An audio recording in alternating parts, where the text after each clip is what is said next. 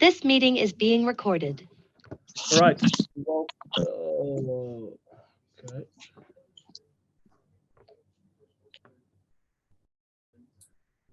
Cool. Let's try that again with our mics on mute. Thanks. Here's the Vodacom Bulls lineup for the fixture against Scarlets. At number 1, Gerard Steenekamp. At number 2, Johan Kroblara. Number 3, Morney Smith. Number 4, Ruan Vermaak. Number 5, Ruan Nokia, captain. Number 6, Marco van Staden. Number 7, Carl Brink. At 8, Ulrich Low. Number 9, Zach Berger. 10, Chris Smith. 11, Stravino Jacobs. 12, Harold Foster. 13, Lionel Mapu. 14, David Krill. And 15, Johan Goosen. The impact squad at 16, Jan Hendrik Wessels. 17, Simpiwa Matanzima. 18, Francois Klopper. 19, Janko Swanepoel. 20, Nizam Kar. 21, Ambrose Papir. 22, Conal Hendricks. 23, Wandisile Similane.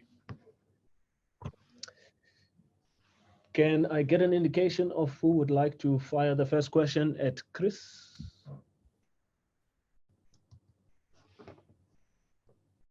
Okay, we're all happy. We can call the session.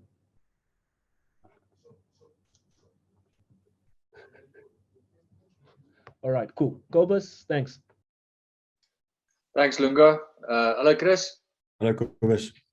Jy gaan nie so maklik wegkom nie. Chris, as mens kyk na jou span, like kontinuïteit in die span en weer vir Johan Goosen weer op jou agter, net wat is die denkrigting daar rondom gewees? Kijk, by die aard van die sake is mos Kurtley en Keinan nou weg.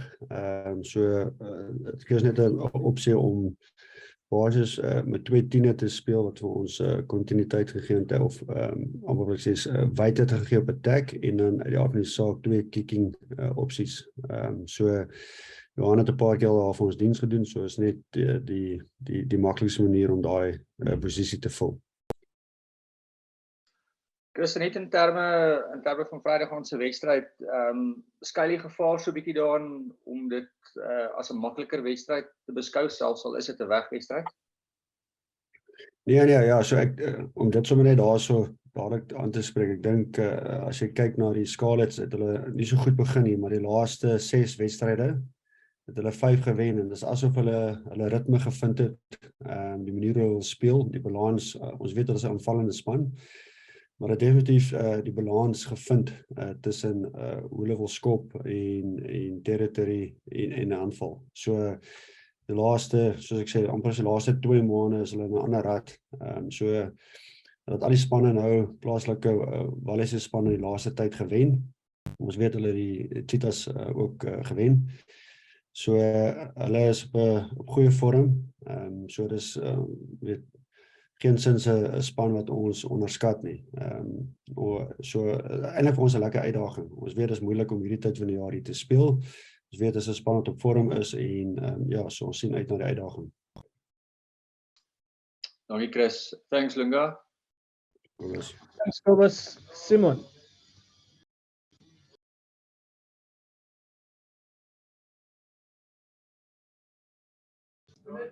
Hi Simon, you are on mute.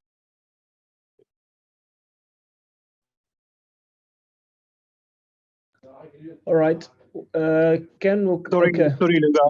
Sorry, Lunga. Apologies. Hallo, Chris.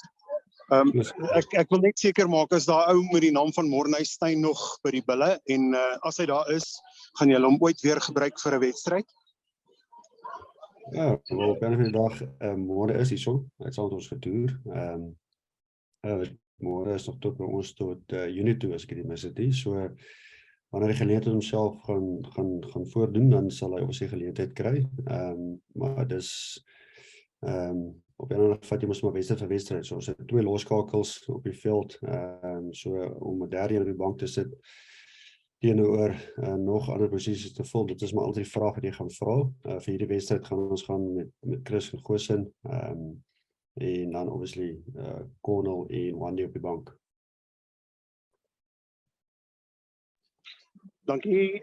Thanks Lunga, I'm covered. Thanks Simon. Ken Bolland.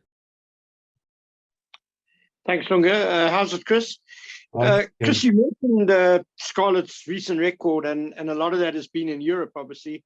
So they're obviously going to be full of confidence, and you guys have in your selection, I think, shown respect for that. Just how important is confidence going to be tomorrow night, given that you guys are maybe a little bit down on it? Yeah, just how do you overcome that sort of difference in confidence? Yeah, again, it's a good question. Just in terms of the confidence, if you look at the past month, I think we are in confidence. Obviously, we slipped last week for whatever reason, but against Dragons, after coming off 2 losses against the Stormers and the Sharks, and for that matter, Exeter, we then bounced back against the Dragons, where I thought the guys were extremely great on the evening, how they managed the game, and then generating energy and confidence. Obviously, we took that into Exeter, and then just maintained that storyline of us of this month. Yeah, and then obviously last week was we slipped, but I thought it was a great experience in terms of first time in France, obviously rotating the squad. So we all know Scarlets is on a high at the moment, but saying that, there's a nice energy in the camp, and it's almost like change of seasons for us as well. So confidence will be important, but obviously execution and being clinical on the evening, on the night would be more important.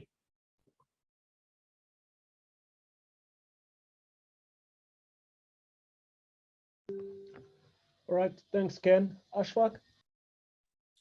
Thanks, Lunga. Hey, Chris, what would you say is the biggest threat from the Scarlet side? So we all know that the Scarlets are generally known for a team that attacks a lot. So what they've done, it seems like the last 2 months, is that they found the balance between the attacking and the kicking game. So I think the biggest threat of any team is basically the kicking game, and how they obviously gain territory with that, and then the attacking opportunities. So I would say how we manage that, and then make sure that we don't get pinned in our own half.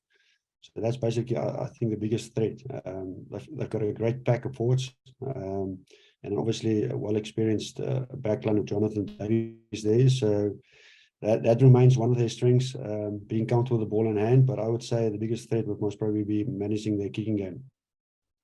And just from the Bull side, Chris, obviously the 31-7 was a difficult experience with the snow and that, and we know the pitch and all those things. What would you say is the biggest improvements you want to see from your team on Friday?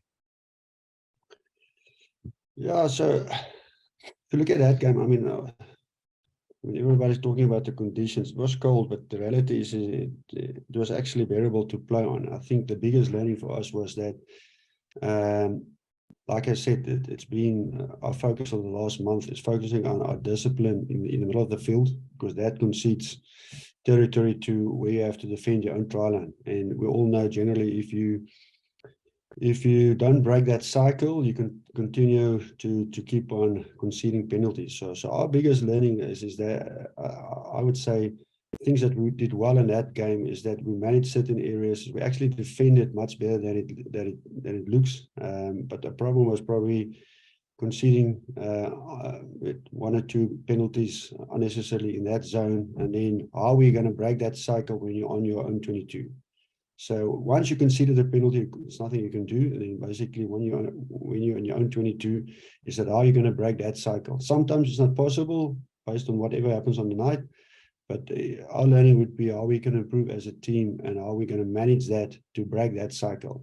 We got it once or twice right, and then obviously other times we didn't. And if we do that, then as a team, we will grow and become better. Just one more from me, Chris. Obviously, losing Kirtley and Kanan's big loss, both great attacking threats and the speed on the ground. Goosen, obviously a very different kind of fullback, and also got Savino now, who's quite a physical guy. Do you feel you have enough attacking weapons there to break down the Scarlets' defense?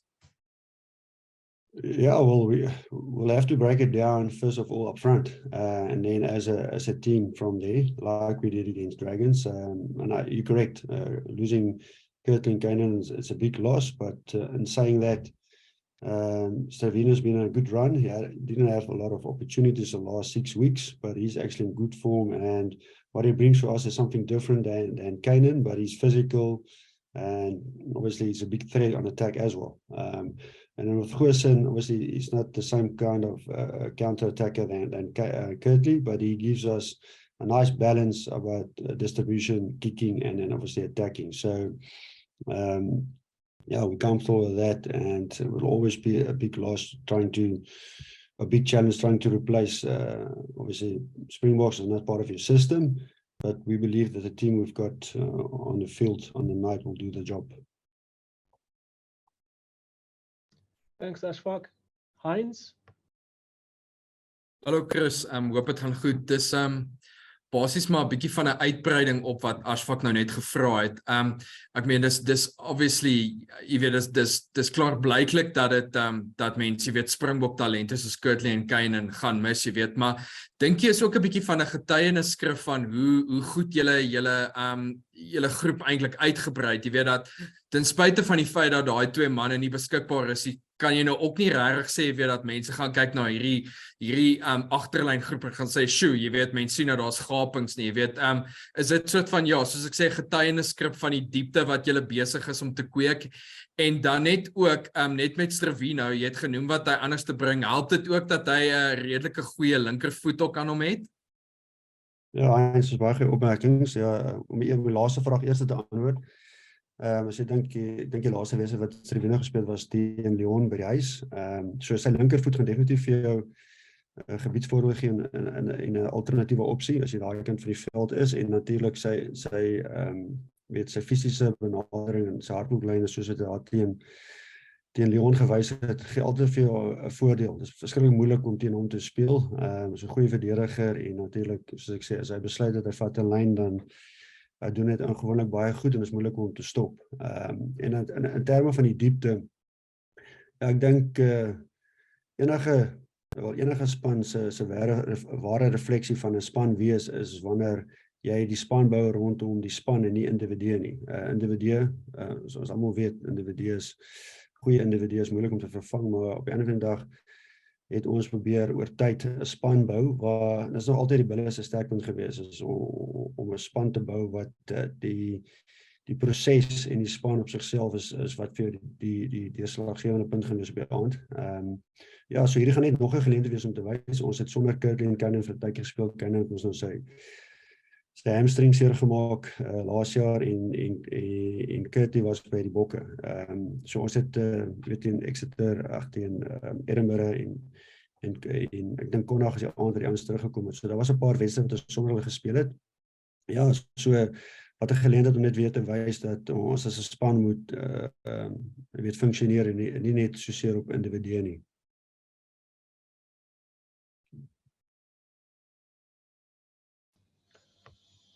Percival. Thank you so much, Lunga. Goeiedag sê Chris. Chris, ek vra as ek aan die gatkant, jammer. My kollegas het redelik alles gedoen. Chris, kan ek net van 'n vroeg my aanvanklike vraag vra? Hoe gaan dit met jou kollega Jake White en wat hoor julle van hom? Ja, Jake stek baie goed aan. Jy weet, hy is op die oomblik op goeie rus. Ons probeer maar ons kommunikasie beperk sodat hy obviously sy, jy weet, mentally ook kan verfris. Ja, maar al die terug wat ons kry, het gaan baie goed. Soos ek sê, wat ons verstaan het, die operasie was 'n groot sukses, en ja, ek dink elke week wat hy net goeie rus kry, jy weet, is hy net beter. Hy is obviously terug na sy ou self, jy weet, maar gereelde grappe hier en daar, so ons is, jy weet, baie gelukkig dat hy op die regte pad is en dat die rus hom gaan goed doen. Nou, so terug met die rugby, en so meer en meer, nog steeds 'n algemene vraag. Ek kyk nou toevallig nou na die punteleer vir die VRK, die JRC op die oomblik. Is dit iets wat julle op fokus, of fokus julle maar net op die rugby en om seker te maak dat julle goeie rugby opdis? Maak daai punteleer enigstens saak? Van ek weet my kollegas vra jy nou oor wat julle in ander kompetisie verlede week gedoen het, hoe julle nie so goed gevaar het na die laaste wedstryd nie. Nou is jy skielik in 'n ander kompetisie, waar hulle redelik goed lê op punteleer nog. Ja, ek dink enige span het sy oog op die punteleer. Ons besef wie speel aan die ander kant en wat die effek sal wees as daar wen of verloor is. So ook vir ons sou definitief die punte leer dop. Maar op die einde van die dag gaan dit oor, jy weet, jy het die uitkomste wat jy wil regkry en die prosesse wat jy wil dryf op die aand en jy moet seker maak jy kry dit reg en dan gaan die resultaat vir homself sorg. So terwyl ons oog op die punte leer het, besef ons net, jy weet, ons kan nie net daar kyk nie, dit is iets wat homself gaan uitsorteer oor tyd.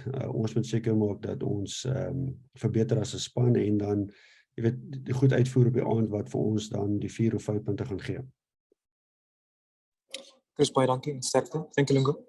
Dankie, Bessie. Thanks, Bessie. Ken, you've got a follow-up, or is that an old hand? It's a fresh, brand new hand, Lunga. Fresh Okay. out the bag. Chris, you mentioned how good Scarlets are on attack, but they've also got some big, strong boys on the gain line. Given that the collisions were maybe an area that was a bit lacking against Leon, how important is that going to be? How important are the collisions going to be for the Bulls tomorrow night?